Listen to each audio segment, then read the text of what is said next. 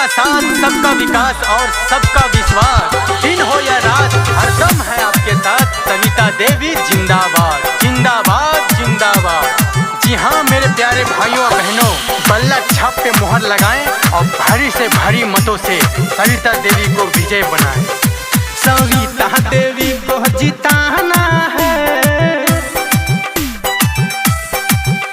सविता देवी को जिताना है, जिताना है। बल्ला छाप पर मुहर लगाना है, बल्ला छाप पर मुहर लगाना है। भारी मतों से उनको जिता के गांव का विकास कराना है। सविता देवी को जिताना है,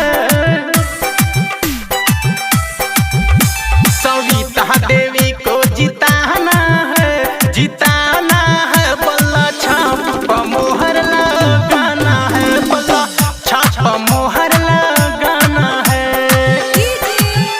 सबका साथ, सबका विकास और सबका विश्वास, दिन हो या रात हरदम है आपके साथ। सविता देवी जिंदाबाद जिंदाबाद जिंदाबाद। जी हाँ मेरे प्यारे भाइयों और बहनों, बल्ला छाप पे मुहर लगाएं और भारी से भारी मतों से सविता देवी को विजय बनाएं।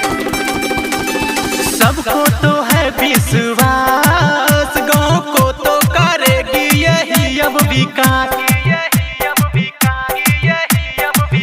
सबको तो है ये विश्वास, गांव को तो करेगी यही अब विकास। इनका उम्मीद ना हम तोड़ेंगे, मेघा तरिस खड़ी है लगा के ये आस।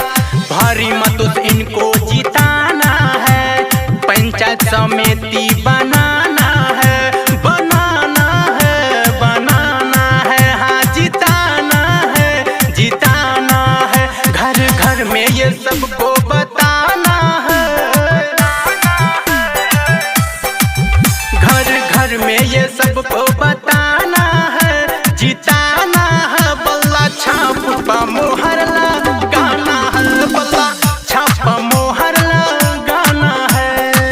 सबका साथ, सबका विकास और सबका विश्वास, दिन हो या रात हरदम है आपके साथ। सविता देवी जिंदाबाद जिंदाबाद जिंदाबाद।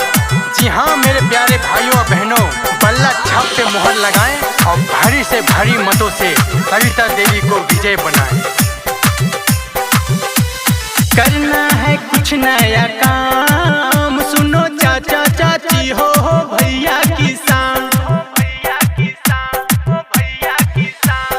करना है कुछ नया काम, सुनो चाचा चाची हो भैया किसान। सविता देवी को ही जिताना, बल्ला छाप सभी लोग रखना ये ध्यान। पंचायत समिति बनाना है, अब की बार इनको ही लाना है, लाना है, जिताना है। हाँ जिताना है, जिताना है। 3 नंबर का बटन दबाना है, 3 नंबर का बटन दबाना है, जिताना है। बल्ला छाप पर मुहर लगाना है, बल्ला छाप पर मुहर लगाना है।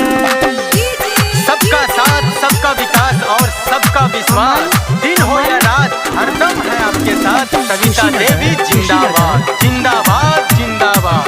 जी हाँ मेरे प्यारे भाइयों और बहनों, बल्ला छाप पे मुहर लगाएं और भारी से भारी मतों से सविता देवी को विजय बनाएं।